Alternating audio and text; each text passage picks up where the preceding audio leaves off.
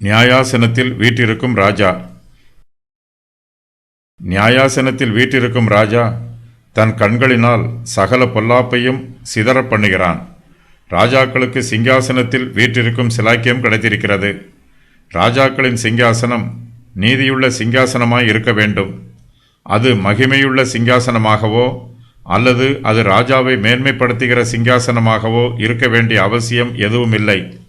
ராஜா வீற்றிருக்கும் சிங்காசனம் நியாயாசனமாக இருக்க வேண்டும்.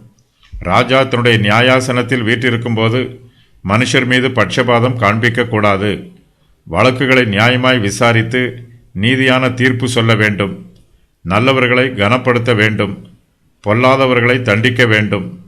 ராஜா தன்னுடைய வேலையை மாத்திரம் கவனித்து கொண்டிருந்தால் போதாது. அவர் தன் தேசத்து ஜனங்களின் நன்மையையும் விசாரிக்க வேண்டும். ராஜாவின் கண்கள் எப்போதும் திறந்திருக்க வேண்டும். ராஜா தன்னுடைய கண்களினால் சகல பொல்லாப்பையும் சிதறப்பண்ண வேண்டும். ராஜாவின் கண்கள் எப்போதும் விழித்திருந்து தன் தேசத்தில் உள்ள நல்லோரையும் பொல்லாதோரையும் நோக்கி பார்க்க வேண்டும். தேசத்தில் நன்மை செய்கிறவர்களை கண்டுபிடித்து அவர்களை பாராட்டி அவர்களுக்கு வெகுமதி கொடுக்க வேண்டும். ராஜா பொல்லாதவர்களையும் கண்டுபிடித்து அவர்களை தண்டிக்க வேண்டும். தேசத்தில் நன்மை நடைபெற வேண்டும். தீமை நடைபெறுவதை தடை பண்ண வேண்டும்.